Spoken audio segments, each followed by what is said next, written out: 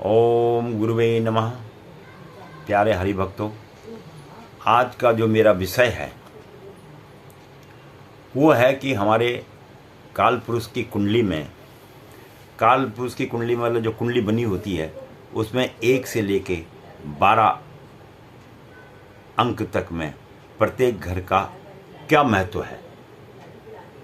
हम जो कुंडली बनाते हैं उसमें 12 घर होते हैं, तो 12 घर में काल पुरुष की जो पहली कुंडली का जो प्रथम है 1, 2, 3, 4, 5, 6, 7, 8, 9, 10, 11, 12, तो ये 12 जो भाव हैं, ये 12 भावों में जो है ग्रहों का या ये 12 घर जो है किस प्रकार से हमारे जो क्या नाम कहते हैं आपका ज्योतिष शास्त्र में है, उसमें इसका विशेष वर्णन है।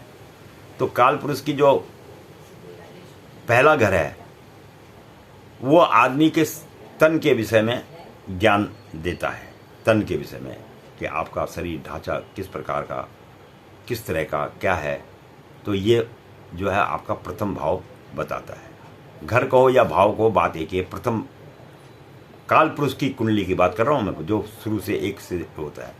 अगर द्वितीय भाव में है तो वहाँ से धन के विषय में जानकारी मिलती है।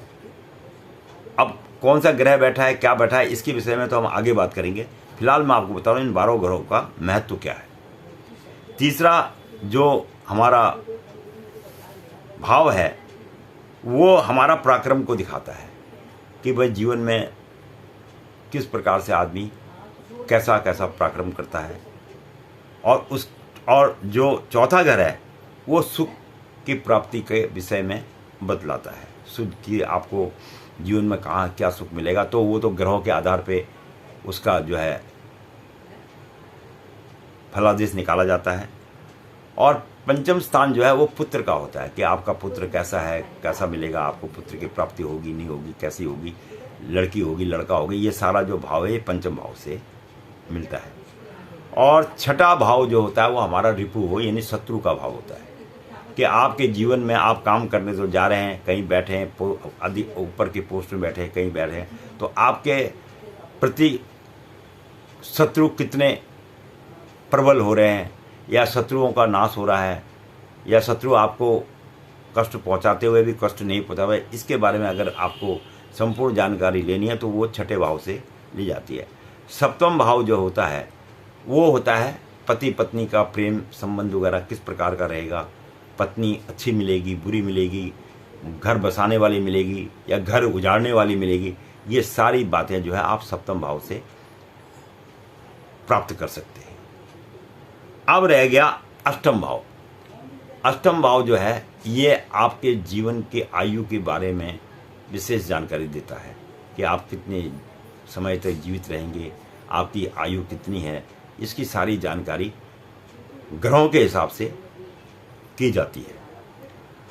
अब नवा जो स्थान होता है, नवा घर जो है वो धर्म का होता है कि आपका धर्म में कितना विश्वास है, धर्म कर्म करने वाले हैं या नहीं हैं। तो इसके विषय में जो संपूर्ण जानकारी है वो नवम भाव से मिलती है, यानी नवा घर होता है वहाँ से मिलती है।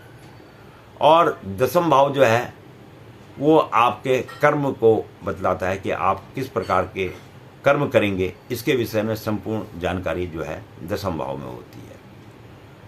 इसी प्रकार से एकादश भाव यानी 11वां जो भाव है, 11वें भाव से हम जो है आय की सूत्र का ज्ञान प्राप्त कर सकते हैं कि आपकी आय कितनी होगी, कैसी होगी, क्या होगी। बाकी उसके साथ जो ग्रह बैठे वो बताएंगे, मैं सिर्फ उन बैठे हुए उन भावों के विषय बैठ रहा हूँ।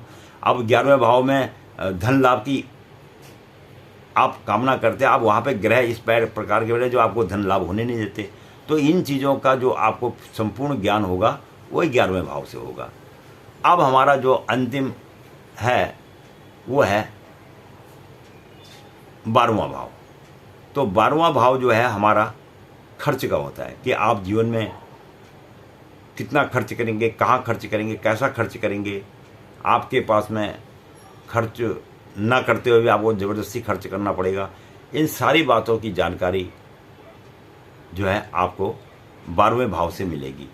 तो मैं ऐसा बोलने के बाद ये अनुभव कर रहा हूँ कि शायद मेरी बात आप लोगों तक कुछ तो समझ में पड़ रही होगी, और आशा करता हूँ कि ये वीडियो भी आपको ज्ञान के लिए थोड़ा बहुत जो मेरे अंदर है मैं वो आपको दे रहा हूँ, और आशा करता हूँ कि ये वीडियो भी आपको अच्छी लगेगी। अच्छी लगे तो थोड़ा लोगों को फॉरवर्ड कर देना, ताकि ज्ञान सबके पास होना चाहिए।